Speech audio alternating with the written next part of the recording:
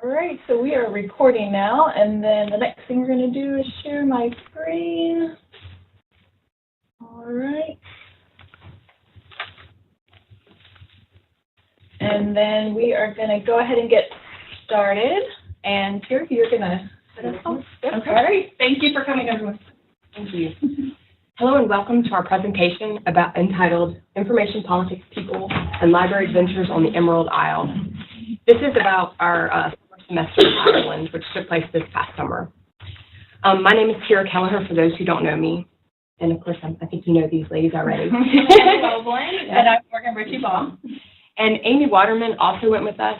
She was an LIS student who's online, and she lives in Texas, but she pre-recorded her presentation for you all to hear later.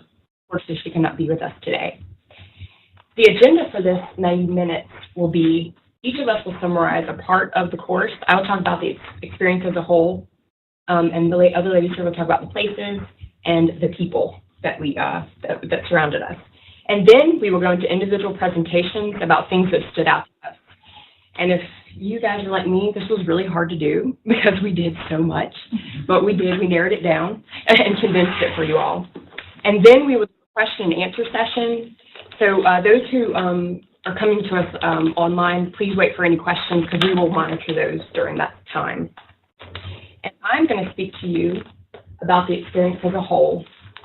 This class is entitled LIS 688, A Critical Perspective on Information and Cultural Conflict in Ireland and Northern Ireland. It's a mouthful, I had to read it. We had a syllabus pre-trip packed full of basically articles to read and videos to watch that were basically about the themes of this course. And then during our trip, we had almost 4 weeks of activities that catered to the themes of the course. This class taught us about centuries of conflict in Ireland, which for you guys that don't know about the history, we will talk a little bit about that later. We learned about the dark side of conflict, but we also learned that from conflict can come unrelenting creativity, problem-solving skills, strength, courage, and a lot more. So what we did is, in a sense, we went to information centers in Ireland, such as libraries, archives, and public records offices. And then we met the people that work in those places, and we learned how they handled conflict in the past and presently. And we also just got to see the similarities between how we do things here and then how they do things in Ireland. So, for example, we visited libraries. We got to wear white archivist gloves, like you see in this picture. And there's nothing like thumbing through these old archived items with like books and maps. We saw political archive collections that were from things like, we saw things like condolences cards, paramilitary masks that were used during times of conflict. And then we heard guest lecturers, and they covered, they were basically LIS professionals and those that complemented our field. So we learned about key things from them too. But I know one of the key things I learned from our course is that we have to know about the people, the culture, and the communities that we inhabit. So we got to tour historical landmarks. We walked among the greenest landscapes I've ever seen.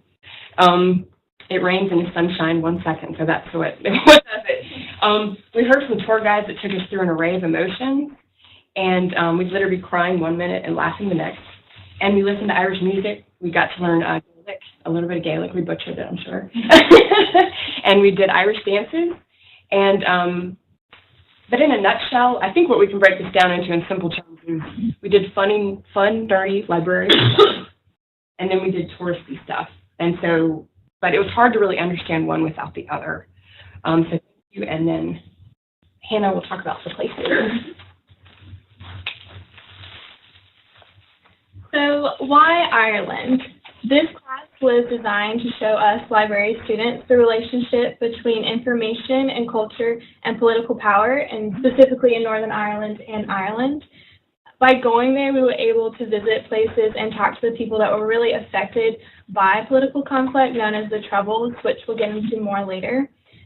We got to also, as Kira said, learn about another country's library system and just see how different it is from America.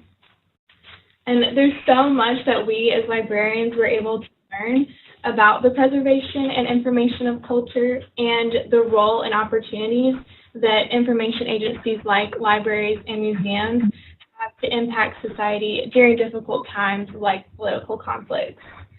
So we spent the majority of our time in Belfast and Galway and Dublin, but we also traveled to some smaller cities outside of those.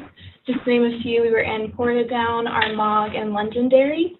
And we visited the cliffs of Moher and the Giant's Causeway and the Aran Islands. And I'll be showing you pictures of those later. As Kira said, they're so beautiful and breathtaking. I know I'll never forget that. And we visited tons of museums, archives, castles, and of course libraries. So many libraries. Yeah, so it was just unforgettable. I learned so much, made so many memories, and I know we were all excited to share a few of those with you today.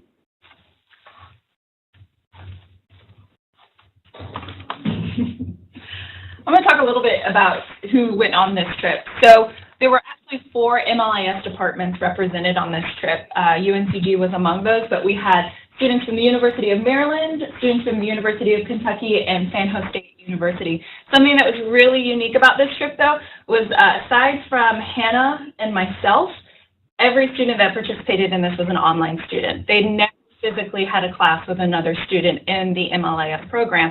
So that was a driving force for a lot of them wanting to take this opportunity. Of course, going to Ireland was going to be wonderful, but they really wanted to connect with the other MLIS students. The majority of the group actually came from San Jose State University, and these students had had bunches of classes with one another, but had actually never talked one-on-one. So it was really exciting as a UNCG student to see those connections being made. Another great thing about the variety of people that went on this trip, a variety of interests were represented. So you might think a trip like this would really maybe only appeal to people who are into special collections or archives or rare books, but Lisa structured this course so that the school media specialists that went on this trip, the academic librarians that went on this trip, the special librarians that went on this trip, the public librarians that went on this trip, they each found something very valuable from going on to this trip. So my part of the presentation is going to be talking about the passionate, savvy, and fearless librarians that we encountered while we were in Ireland. To begin with, though, I just want to talk a little bit about why I decided to go. There were really 4 ideas or questions motivating me to want to take this trip. And the first and foremost, my area of interest is in public libraries. So I was really curious about differences and similarities between libraries in the United States and libraries in Europe and Great Britain. I think we have all seen, those of us who are in this profession, that this is a connected, growing, international profession. So I wanted to be able to connect with some of those ideas. And additionally, I also wanted to connect with other MLIS students. A big part of librarianship is learning directly from and connecting with our colleagues and others in the field. And I thought this would be a great way to not only expand my network, but my concept of what it means, what is possible to do with this degree. As the course title illustrates, this course dealt heavily with libraries and conflict. And I think we have seen in places like Ferguson and Baltimore, St. Louis recently, Charlottesville, libraries are critical resources and lifelines for our communities experiencing crisis and conflict. And many of the libraries we visited, especially in Northern Ireland, were quite literally on the front line of a 30-year civil war. So these librarians who still work there today were really able to provide us with a fundamental and a practical understanding of what it is to be a shared space in a divided community.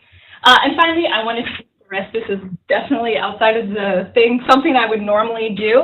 But I think being a librarian, especially being a public librarian, it's all about getting outside of your comfort zone. So that's what I did on this trip. I was on a really high rope bridge, and that was, we'll talk about that later. But I also want to point out, I think it was a risk for a lot of the other students that went on this trip. We had students that quit their jobs to go on this trip.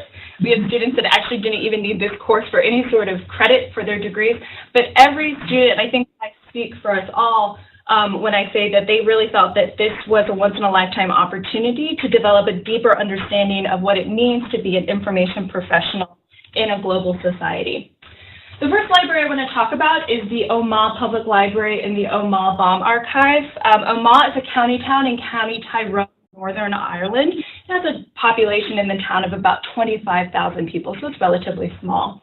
On August 15, 1998, 4 months after the Good Friday Agreement, which was the agreement that led to an end of hostilities in the 30-year Civil War that became known as the Troubles, a 500-pound provisional Irish Republican Army bomb exploded in the town center. It killed 29 men, women, and children, and it wounded some 200 other people. This was also had an international effect because there were, August is kind of considered the European vacation month. So there were students and people from Spain here that were killed or wounded as a result of this bomb. The Omagh bomb became known as the single highest death toll from a single event during the Troubles. So suffice to say, this was absolutely devastating for this community. The community as such was inundated, as we oftentimes see after national tragedies, with letters of condolences, floral tributes, teddy bears, just tons of ephemera started showing up in the town center.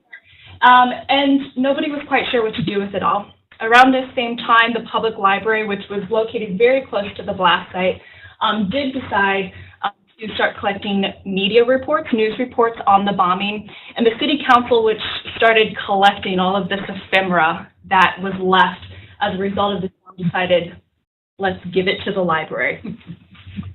So the library ended up opening an archive. This archive today holds 800 books of condolences, 15,000 printed emails, 1,000 sympathy cards, 7 binders alone of sympathy cards that were left and floral tributes, and a whole lot more. The archive space is not huge. This is this picture right here. That's the archive space. It's maybe a half to a quarter size of this room. But what it lacks in size, it really makes up for in impact. And I have to say, probably the most impactful part of this archive is this lady, this tiny little lady right here. Her name is Evelyn Johns, and it was really through her sheer force of will that this archive was created. She was a public librarian. She had no background in archives, and she ended up, as part of her MLIS coursework, studied how, with no background, how to create an archive. Evelyn Johns is just a force. When she talks about the collection, you really begin to understand just how this tragedy reverberated through the community. And she has somehow managed to find a balance between documenting tragedy, yet also showing that there's hope and healing to be found. There is wide community support for this archive, but there's also people who wish that this archive had never been made. People suffering from post-traumatic stress associated with bomb. This is kind of a sore point. It is located in the public library, which is also very centrally located in the town. Additionally, some victims' families feel it's an invasion of privacy. But I was actually emailing with Evelyn last week, and she said for the first time they're starting to get the children and grandchildren of bomb survivors. The bomb survivors just don't feel like they have the capacity to talk about this. So they're sending their children to this archive to learn a little bit about what happened in this community. And I think it shows when, as a public space, when you're working with the community, working with survivor groups and community members, and a whole lot of international researchers come to this archive, you not only ensure that the memory of those who were lost is not forgotten, but in towns and communities that are experiencing terrorist situations or just civic trauma, tragedy, they can learn some really valuable lessons about how Omagh dealt with this library. These are some pictures from both the bomb archive and the library. The bomb archive right over here. So you can see, in addition to paper, there's quilts. There's a crown of thorns. They, from the floral tributes, they actually created this artwork. So they saved all the flowers that had been donated. Over here, you can see pictures of the library itself. The library itself is incredible. You know, you can sometimes walk into a library and it feels kind of dead, quiet, not a lot of people there. Not the case with this library. It was just bustling. It was a center of activity. And I think that speaks in large part to how this community, using this tragedy, has reshaped who they are. So the last library I'm going to talk about is the Galway County Library. That is in County Galway in the Republic of Ireland. You can see this quote down here. This was said by Elizabeth Keane, who is the executive librarian for the Westside Library in County Galway. And she said, librarians have a lot of passion here. Like the landscape, there is a sense of making it work and making it beautiful. Both Elizabeth, who's down here, and Bertie, who's the executive librarian at the Galway City Library, excuse my French, but they're just badass librarians. you can see here, they both took time out of their day. In fact, when we visited the Galway City Library, it was actually closed. And these ladies wanted to sit down and they wanted to just totally drill into us about, what's working in your communities? What new exciting things are you learning as an MLIS student? This is what we're doing in our communities. Let's compare and contrast here. And I think what really stood out about both of these librarians and these libraries is how totally community focused they were and how much that they really believe in the power of the public library to inform and support the community. Public libraries in Ireland, much like public libraries in the United States, are facing a whole host of challenges, a lot of those wrapped up in funding. Ireland experienced a devastating financial crisis in 2008. And as a result, a lot of the funding to these public institutions was totally cut off. They have started something called staffless libraries, which you may have heard in the news. The librarians we spoke to there are very conflicted about them. They want to be able to offer services to their communities, but it also leads to the question, is a library if there's not a librarian there to provide access? So we talked about that a lot. The Republic of Ireland is part of the European Union. There's a large Syrian refugee community streaming in to the Republic of Ireland, and they're being resettled, into these rural communities, which means these libraries, which have been there for a really long time, are having to rethink about what the information needs of their community is. They're having to rethink their collection, their access policies, and so on. So it's just really invigorating to listen and be a part of conversations happening at these branches, because again, not only were we there to learn from them, but they were really eager to learn from us. And that all came from a place of wanting to improve their services and improve things for themselves and their community. This is Birdie. I think you can just tell from her persona. She's like maybe 5'1", but she was just wonderful. This is the West Side Library right here. It's the only purpose-built library in County Galway. All the other libraries are in rented spaces. I do want to point out right over here, I think Pierre and Hannah may about this too. We were like total VIPs. You don't have to going into this profession think you're going to be a VIP wherever you go. But so this is the executive of the entire county system, and that's her predecessor. And they both showed up on what day did we go there? I think it was like a Friday or a Saturday or something. She's been on the job for 4 weeks, and it was on her agenda that she wanted to come talk to these visiting American library students, and it made us feel really special. Okay, so for the end of my presentation, I just want to talk a little bit about what I got from going on this trip. First, you got to get out of the library. You got to make connections with people and the organizations in your community. I think librarians carry a lot of emotional weight just based on the nature of our jobs. We see people on their best day, we see people on their worst day. And when you build a community within your staff and within the people you're serving, you can feel more supported when you're doing the heavy work that we sometimes are called to do. This is a very Irish attitude. It's all going to work out. It's all going to be okay. It's not life or death. It's literally life or death. And in all honesty, I sometimes wonder if that attitude has, from these professionals, has come because, being on the front line of a civil war, we were in libraries that were firebombed. We were in libraries that had kidnapping threats, or guns were hidden in the stacks. I think that just tends to put things into perspective. And it could also be that Americans are just really high-strung. Take risks and learn from failure. When a program or initiative fails, you'll learn from your mistakes and move on. The Republic of Ireland, Northern Ireland, is changing. The communities are changing. Older generations are going away, and a new generation is here to stay. So they're really having to figure out what kind of services are we going to offer, and they really take an experimental approach to that, and it was really exciting to see.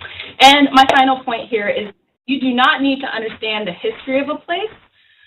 You do need to understand the history of a place and take into consideration how that has affected the community and its services, but that history does not have to be the definition of who you are as an organization. I think that was really clear to me in Omaha. As I'd mentioned before, this was just such a devastating thing to happen in this community, and they were really at a crossroads of what was going to happen in their community. How are they going to be remembered? And I think the archive has played, I'd say, a pretty instrumental part in giving them a way to remember the past, but also use all that pain, tragedy, and suffering to help other communities and hopefully provide a better future for somewhere else, somebody else. So I hope you all get a sense of how traveling and exploring libraries outside of your community can be incredibly rewarding. I don't think you have to go all the way to Ireland to experience that, but if you have the opportunity, I definitely say go ahead and go.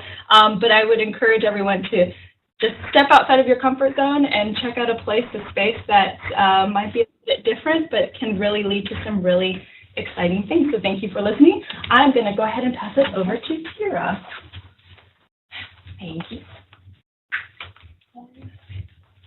And the title of my presentation is Experiential Learning, History, Tour Guides, and Librarians. You probably wonder how those all go together. The reason I went on this trip is I enjoy experiential learning. To me, it's the most effective and form of educating people. I'm going to share just one example out of many of the experiential learning. This is just an array of pictures of what we did. We saw landscapes, we saw information centers, and culture. So my story involves a little bit of Irish history, 3 tour guides, and 2 public librarians. So here's where I tell you a little bit about history, and believe it, this is very small. I can only do a little bit in this time frame. So as I mentioned, as it's been mentioned earlier, that Northern Ireland has gone through years of conflict, which has divided it into Northern Ireland and Southern Ireland, or just Ireland. Now I want to focus on just the red part, which is Northern Ireland, and then we're going to take a telescope even further and focus on just the people of Northern Ireland. Over the years, a clear divide formed between these people, and it really came down to what flag they honored, what culture they held in their hearts, what heroes they revered, past and present, and then what religion they practiced. In simplest terms, you had Northern Irish people who supported British rule and did not mind being a part of the UK. These folks are called Unionist or Loyalist, and they are majority Protestant. And then you had Northern Irish people who did not want to be a part of the UK. They wanted to be part of Ireland. They felt Irish. These folks are called Nationalists or Republicans, and they're predominantly Catholic. This territorial and political conflict escalated in Northern Ireland, and Morgan touched on a civil war basically began, and it all came to a head in 1968 with the Troubles. Violence occurred on both sides of this divide during this time period. But we're going to go even further and zero in on 2 neighborhoods. They're a perfect example of this divide, yet they're right beside each other. These 2 roads are called Falls Road and Shankill Road. Falls Road is predominantly Catholic, Republican, and nationalist. You will see lots of Irish culture here, Gaelic on the street signs, just like Southern Ireland. You will also just see less Irish flags in this area, but in Shankill Road, it's predominantly Loyalist and Unionist and Protestant, and you can see British flags there, like our 4th of July here. And during the Troubles, these 2 neighborhoods were enemies, and violence occurred on both sides. So much so, this picture in the middle is what they call a peace wall. It was erected in between these neighborhoods to basically try to stop the violence. You could do a whole project on this aspect here. So the powers that be thought that this wall would keep the peace. And I want you to notice that they have graffiti or art on these walls. These are what we learned is called political murals. And they basically represent the divided ideologies of these neighborhoods. The people in these neighborhoods, painted their martyrs, their saints, their heroes, and their flags, and what they believed was in their hearts. So we're going to fast forward to 1998, and Morgan touched on this. There's a ceasefire of the Troubles with the Good Friday Agreement, and the peace process begins. But as we all know, the peace process It's not a straight road, an easy road. Today, when we were there, we saw that there was still a divide, but it's more subtle and under the surface. And but I want you to know there's people there speaking about this divide and sharing the history of these troubling times. And this is where my tour guides come into my story. And they are from Patty Campbell's Belfast famous Black Cab Tour Company. On a sunny Irish day in July, we got the pleasure of meeting these guys. I'm going to introduce you to Peter, who's from Shankill Road. Stevie is also from Shankill Road. Patty is the owner of the company, and he is also from Falls Road. And I wanted to share what Patty had on his website as a mission statement. He says, "We strive to give our clients the most informative, fun, and unbiased tour possible." And they really stay true to their word. With these guides, we learned about the peace laws, the divided neighborhoods, and the political murals. But the most moving part of this tour was that each man gave their heartfelt stories. They shared the love of their neighborhoods. And the most important thing is they respected the other's view.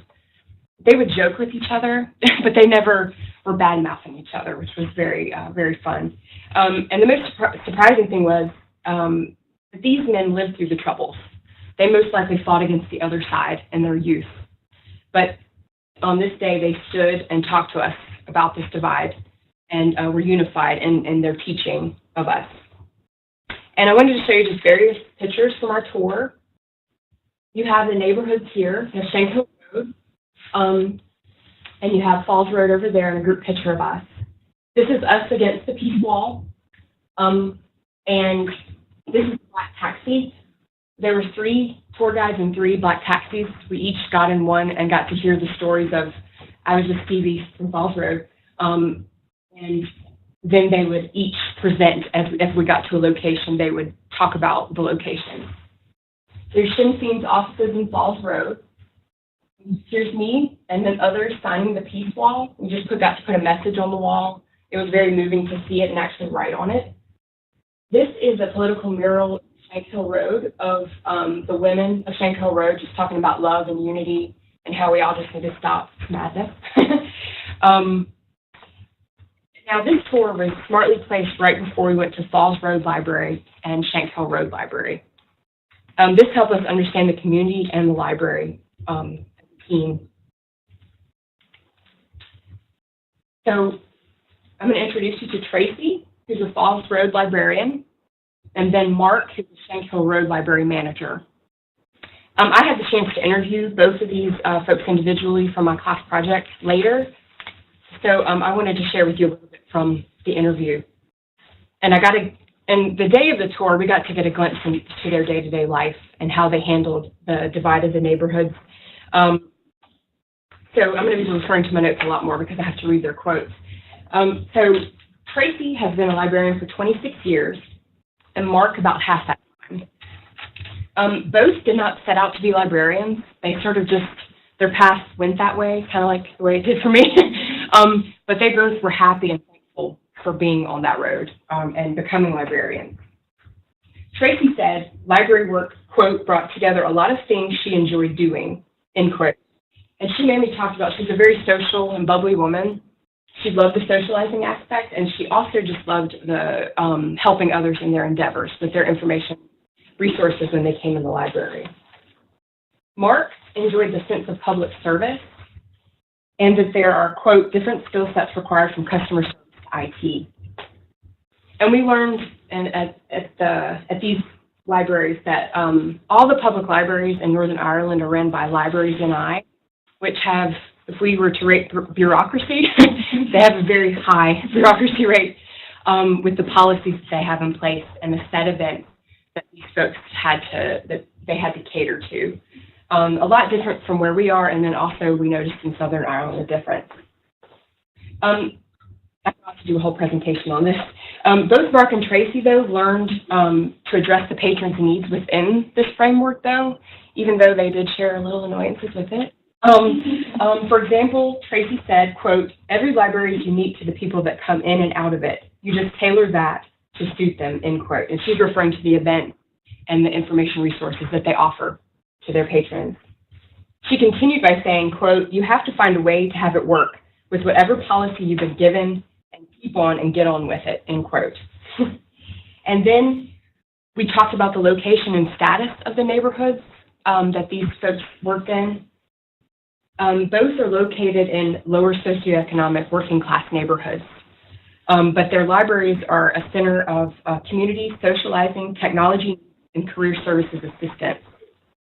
We also talked about conflict with the status of the neighborhood and the history of the division. The Tracy said, quote, "You can't deny tensions."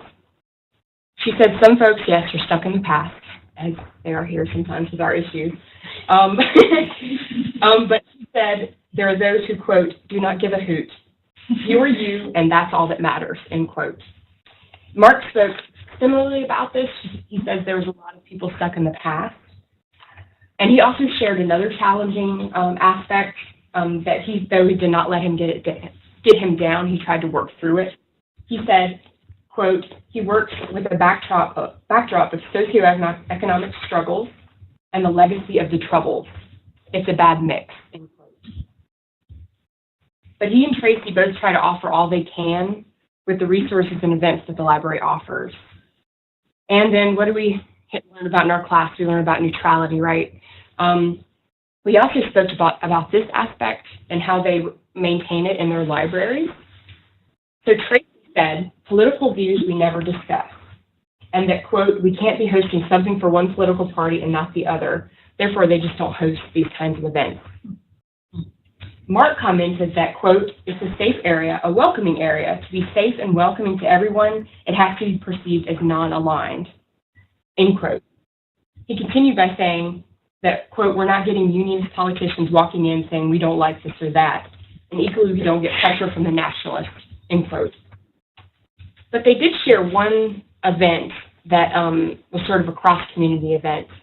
And Mark shared information about this, and it's called, I'm going to butcher this Gaelic, Fila and Foible, which is it's Gaelic for Festival for the People. And this is a huge arts and community festival that originated in Belfast, in Falls Road. So it was a big thing to have Shankill Road be a part of this, if you know the history. So he said, quote, we're a part of this festival, and we stand on the other side of the divide. And I haven't seen any complaints or any comments of any negative kind," end quote. And this is in reference to if patrons came in and were like, "Why are you doing this?" We're not a part of that neighborhood. And I asked a key question, and Tracy said, I asked what makes Northern Ireland librarians so unique. And Tracy said a very cute thing. She said, "The uniqueness has, quote, a lot to do with the history and how the country grew up. People are resilient. People have gone through so much. Most of us are a friendly bunch, and a bit nuts, probably." End quote. So speaking and interacting with Mark and Tracy I enjoyed it because I'm new to this field, so I love to hear people that have experience and have been in neighborhoods like this. But I want to bring your attention back to experiential learning. This only covered one example, like I said, and what I learned from this course, though, is that from the course I learned that conflict can bring resilience and growth, and that healthy interaction aids in reconciliation, such as with these tour guides interacting together. And then Morgan said this, I'm just going to reiterate it: libraries remain educational and technological beacons in places of conflict, and librarians are at these front lines given all they got. And the importance of learning the community history, but again, like Morgan said, it shouldn't define you. They should just know about the history. And then for my LIS career, it reaffirmed knowing library community to better serve it. And also, kind of reflecting what Morgan said, travel and utilize experts to learn local and cultural history, such as tour guides. If your library experiences conflict, go talk to those who have experienced it, have a mentorship with those folks. And speak to other librarians and learn, build camaraderie, pride, and we can help each other. Thank you. And now you have some. All right. Librarians are the best tourists. It's true. I'm going to share a little bit why I think that's true and just show you how our trip was very unique. So many people from around the world have Irish roots and are descendants of Irish immigrants, especially here in America. And unlike America, libraries in Ireland are tourist destinations. So we got to experience a little bit of that. Most of the libraries we went to had experts on genealogy, and they have lots of ancestry records there, and they do a lot to help visitors from out of the country to learn more about their ancestors. So I'm going to show you a couple examples of some special libraries that we got to experience and talk to the librarians and learn a little bit about that. And then I'm going to show you some photos of the touristy things that we did that people would also do when they go there to experience what their ancestors experienced and to really connect with Ireland. The first one is our Mog Robinson Library. As you can see from this picture, it was amazing. We walked in and we were all like, whoa, am I dreaming? So beautiful. It is the oldest library in Northern Ireland. It was founded in 1771 by Archbishop Robinson, and he was going to start a university. He was like, I need a great library to do that, but that ended up not happening. The library is still running. And it's also a registered museum. They have ancient artifacts like stone axes, flint arrowheads, and bronze implements. And they have several rare, valuable books. As you can tell, they're pretty old. These are Jonathan Swift books they had when we saw a first edition of Gulliver's Travels by Jonathan Swift. It had his handwritten notes in there where he was correcting it, the things that they had changed. And we also saw Handel's Messiah. There's a picture of it there in the bottom. It was pretty cool. And we got to touch all these things. And the photo of me in the beginning, it was actually, I was flipping through a log of people in the city, and it had their names and their trades and their religion. So obviously people come here and they could learn a lot about their ancestors just from looking at these resources. So this is strictly a reference library. There's no borrowing. They don't let you take these home. And a lot of what they do is help with family research. So it was so fun to talk to the librarians. You can't really see her get over there, but they shut the library down for us. They fed us lunch, gave us tea. We were very special. They were VIPs, as Morgan said. We loved them, and they let us go up on the balcony, which they said normally isn't allowed, but since we were librarians, I trusted us. They trusted us not to fall.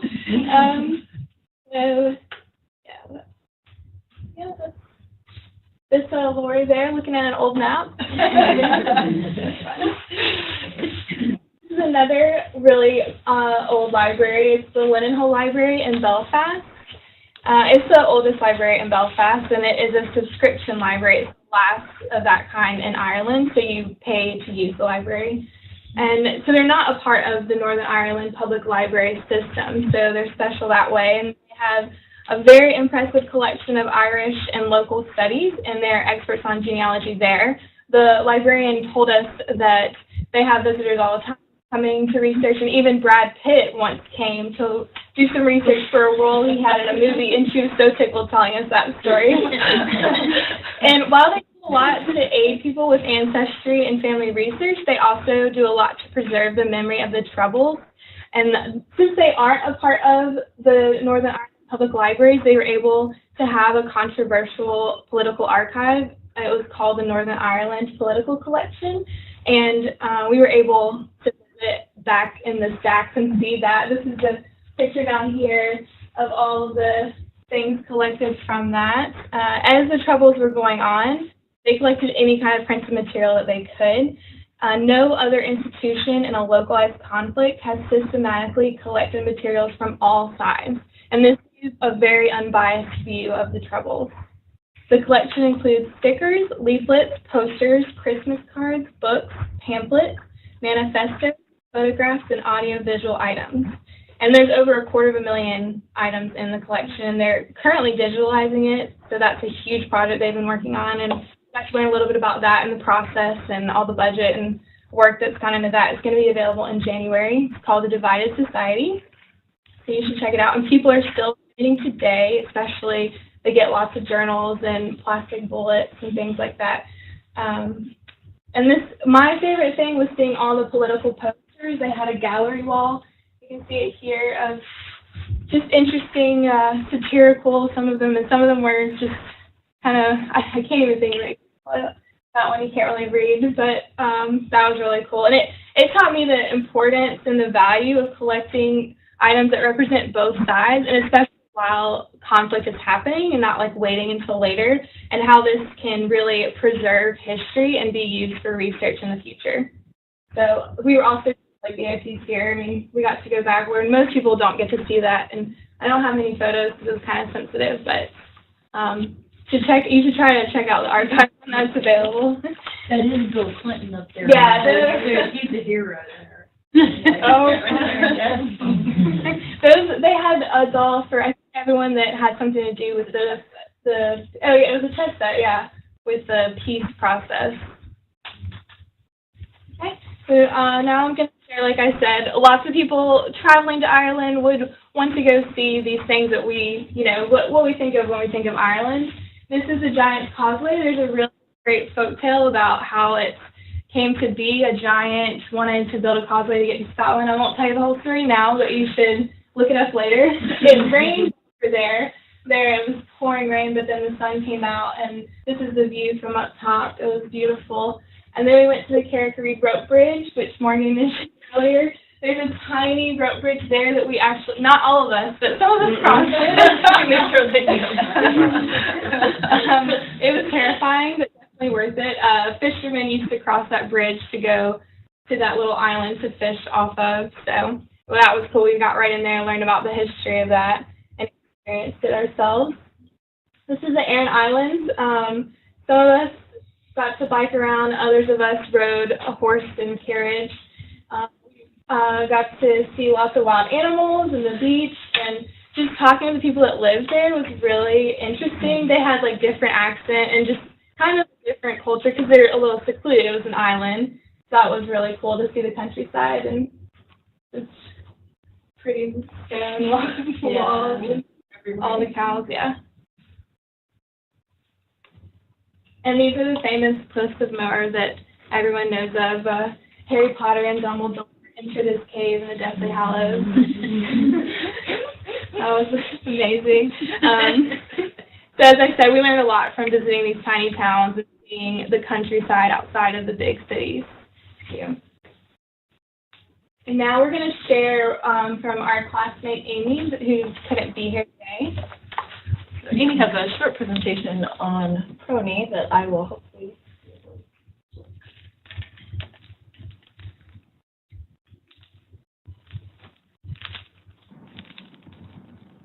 What is Prony? It is the official deposit location for Northern Ireland public records. It also holds the widest range of private archives in Northern Ireland.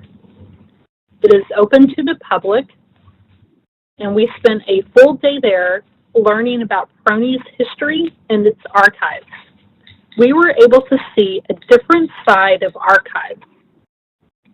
While we were there, we were able to learn about another organization that put together the Prison Memory Archives collection. This is a collection of over 170 recorded on-site interviews of men and women connected to the Armagh, the Maze, and Long Kesh prison. They include prisoners, chaplains, relatives, prison staff, and lawyers. This collection provides a rich perspective of the Northern Ireland conflict through the eyes of those connected to these prisons. Their website is prisonmemoryarchive.com.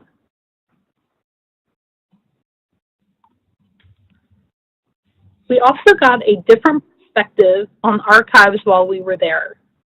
We heard from the head of the Private Donations and Acquisitions team. Private donations can be a collection of letters, photos, or documents from churches, sports organizations, nonprofits, or a private collection. The archivist travels to who has the donation to look through it and determine its viability. It ranges from 1 box to 100. It can be nice and neat, or it can be found dumped on the floor or next to a dumpster. It is a surprise every time.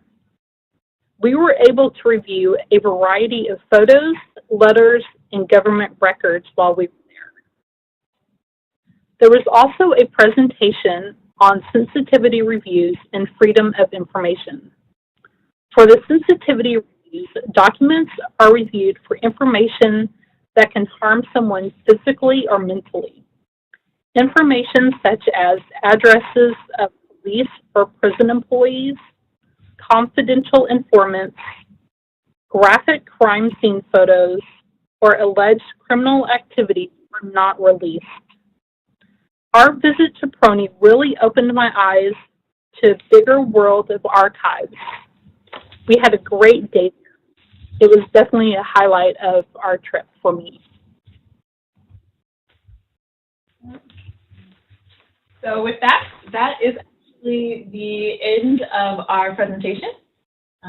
So thank you all so much for coming, and we will take questions and answers if there are any questions.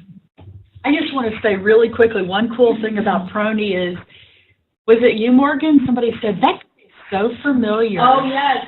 One of the Game of Thrones, if you're a fan, is filmed in Northern Ireland, and it's like Game of Thrones. Everything is there. The head, what's his job title? He was like the head of, he was like heading up all this health and safety stuff that Amy was talking about in the archive. And he was actually an extra in Game of Thrones, and he looked like it. It was And they recognized him. Like, we were so wild, like, oh! So, yeah, it's very funny.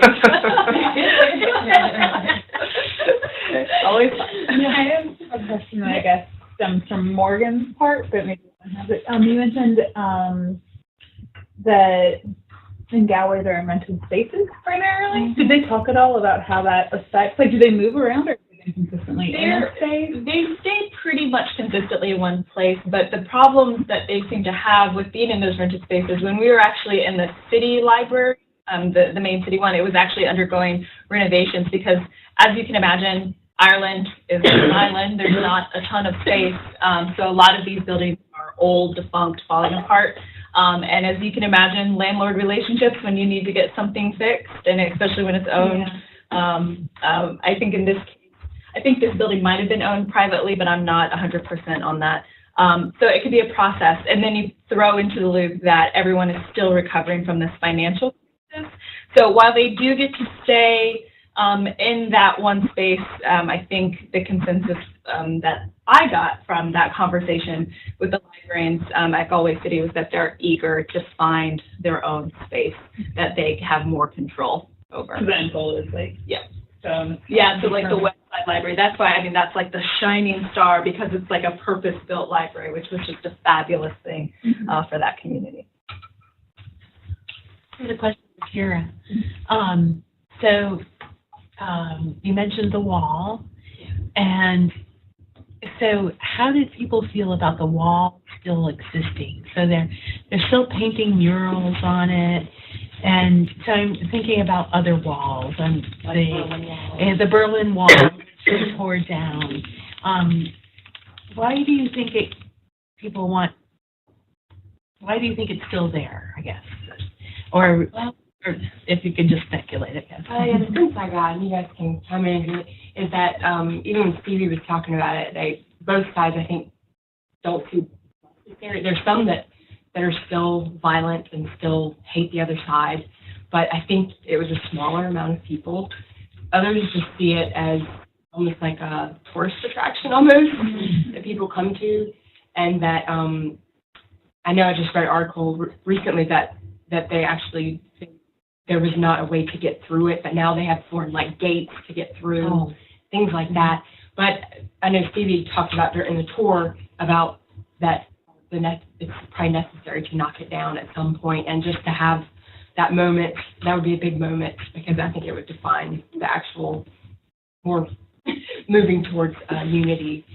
But that's the only, did y'all hear anything about? We happened to be visiting Belfast during the week after what marching season. So marching season, if you're not familiar with it, celebrates the Battle of the Boyne, which is when William, King of Orange, back in like the 1600s, comes over from Denmark or the Netherlands and defeats a Catholic majority, and gets rid of these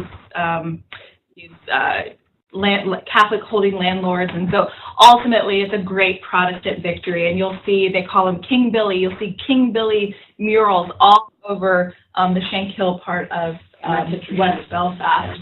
And during the marching season, they build these bonfires that are like, when I say like 6 stories tall, they're literally like 6 stories tall bonfires. And they built them strategically along the Peace Wall in the Protestant neighborhood as kind of a middle finger to the Catholic community. So Patty, who runs the tour group, when we were on the Falls Road side of the wall, this is the Catholic community. Yeah. Talks about that a lot of the people that road, still, you'll see the Peace Wall is actually, you don't ever get a bonfire that's higher than the Peace Wall. So it's a way to block that hostility out. The marching seasons have kind of taken on like a fair atmosphere. There's DJs and funnel cake and snow cones and things like that. But for the Catholic community, they still get glass bottles thrown into their backyards, windows smashed out. So I think the consensus for our drivers were they're hoping one day the Peace Wall won't be necessary, and that's why they're working on these inter-community relationships. But as it stands right now, nobody is really dying to tear that wall down because so much division still exists right underneath the surface. Yeah, they're cordial to each other. I noticed the cordiality, but they just don't talk about it. They don't talk about it. So let's just see. So you have this interaction that's kind of formal, but then they'll pull back to their groups and have and go back to their neighborhoods. So yeah, but that's a long answer to you. No, it's a very long question. Yeah. It's 400 years in the making. You talked about 30 years. Yeah, the fact that there's something that happened in 1600, I guess we celebrate something that happened in 1776, but still, like, it's a long history. Some people still celebrate something that happened in 1864. Yes. So all the policies and restrictions it sounded like they have, and that they were a little frustrated with. Did they feel that impedes what kinds of materials they can collect and provide, or? It was mainly with we noticed with the events, they had like 5 key events, and it was like knit and netter. Rhythm and rhyme. It was just set things that addressed kids, seniors, women. So these very set events. And I really need to ask further if they had to get things approved. I think Mark would do like exhibitions of art and things like that. So they had some freedom with this one room. They would bring artists in so they could sort of, with the information resource kind of in that way, they could publish those kind of things. But I didn't notice any, I didn't ask them about if that impeded any of their getting resources. Yeah. We did, in our reading leading up to this trip, we did look at, especially during the heights of the Troubles, the Falls and the Shankill Road Library, how, do you stock, when you're in the middle of the Civil War, do you put books on guns in your collection? And some libraries would, and some libraries wouldn't. Do you put books on the Easter Rising, which was the beginning of the creation of the Republic of Ireland, and a Shankill Road Library. And at that time, different libraries did do different things, but everyone was more concerned. The sense I got was that everyone was more concerned about just getting the doors open and trying to not cause any more tension that would prohibit those at least having some access to the collection. So I think they were very tactful. I don't want to say they were skirting those issues when we were talking about it, because I don't think they were, but they were very tactful in their responses when we would ask, how is this really affecting your services? And I think that if we went to look at their collection, you would see, depending on where the library was, you would probably see an influence one way or another. But I think there was also a consensus that they're trying to move it forward and make these. So I think that's why you see things like focusing on young children literacy. There was a big push for suicide prevention. So things that the entire community could support and get around. That was my experience with it. And addressing that, just like in lower socioeconomic working class neighborhoods here, they really try to support technology, career services. Because I know Tracy talked about how there's these men that they work with their hands, and then all of a sudden they have to go get jobs, and they don't know what to do with a computer. I mean, so they would come literally desperate to them. And so the patrons utilized the services there. I know Mark also mentioned tech consulting for girls, which was outside of those events. But yeah, like Morgan said, they sort of just stuck to the story and just said that they try to fulfill the needs with what they have. Yeah. It's how will you implement what you implement what you have learned into a future job position? What will you bring to the library field from this trip? I think what I will bring to the library field from this trip is, as I spoke about in my presentation, is to just get a little courage and do something that's a little uncomfortable. And what these libraries have showed me is sometimes that uncomfortableness comes from engaging with communities that you don't feel a part of, that you don't know a lot of their history, and seeing how you can take what you learn from just stepping outside of your comfort zone and getting to just talk to the everyday person, and how that can transform your library services. And I think it'll be the exact same thing, but I know with just, I think with reference services and helping, I've just started at the TRC, so when I'm trying to teach somebody something, I think instead of just giving them the answer, which is easy, it's here, here's the exact book, I would try to engage them in sort of that process of looking, the experience part. And yeah, just speaking to people and getting out, I'm a very set person of my routine, and this sort of got me out of the normal and to speak to, like Morgan said, speak to folks and hear about their experience. And also just with, I've avoided manager duties my whole life, and I know that's probably going to be a key thing in the future with being a librarian. I guess we move into director roles. And so talking to people that experience conflict that we probably, hopefully not experience, really helped me open my eyes to that, don't sweat the small stuff, and just kind of, just learn and have mentors, like I said in my project. I hope to one day be a media specialist. So one thing that I noticed from this is a lot of the kids, they don't really know that much about the Troubles. And even one of our tour guides for the Cliffs of Moher, he kind of told us about his kids and how he's raising them, not really telling them about the conflict that he experienced growing up. So I think just teaching kids about our past and about the prejudices that we have here in America is very important. And that's what I'm going to focus my project on from this trip, is something that relates to children and how that would be a good resource for them in Ireland, to make sure that in the schools that they are reminding the kids that weren't alive during this, just what the country's been through. Any other questions? Any other questions online? All right. Well, thank you all so much.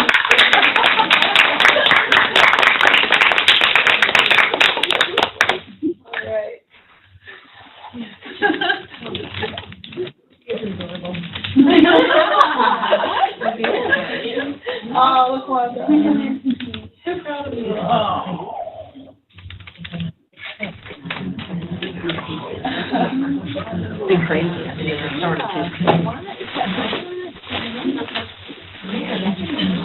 Can I just end the session, Lisa, and that stops the recording?